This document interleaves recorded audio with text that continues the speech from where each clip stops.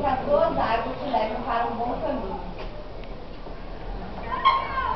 Filho, porque te vá, filho, não vá se brincar nesse mar medonho cheio de peixes. Você vai morrer, filho, volte! Volte, seu filho! Volte, seu miserável! Volte! Oh, seu amado esposo, como pode me abandonar? Parece que vocês tiveram amor a mim. Como pode abandonar nossos filhos?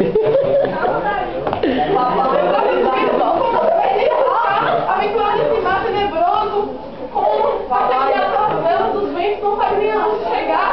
Que desgraça é essa, mas... Minha querida esposa, não quero magoar, mas devo ir. Eu examino, não ter ido sem despedir de vocês, mas não quero passar tanta dor, tanto sofrimento com vocês. Tanto amor. Me perdoe. Não pode.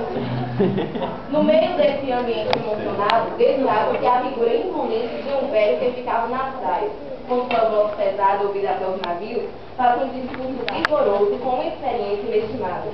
As palavras condenavam aquela aventura insana e temida, segundo ele, pela cobiça do desejo de riqueza, poder e glória. Essa cobiça, fútil, essa busca pela fama são coisas ilusórias, coisas passageiras. Eles se esquecem da verdadeira glória do povo português. Sobre o pretexto de procurar fama, eles levam os nossos jovens de coração todo e vazio para se aventurarem no mar, sem perigo, sem voltar, e se esquecem dos nossos inimigos, os ismaelitas. Sem os homens neste reino, nós estamos à mercê de um ataque. E eles ainda querem buscar novos inimigos em novas terras. Eles, sobre o pretexto de expandir a nação, estão levando os nossos jovens para afundar no mar. Mentirosos eles são traidores da raça lusitana. Eu amaldiçoo todos eles, desde o homem que primeiro fez o barco. Maldito seja, esse será digno do fogo do inferno.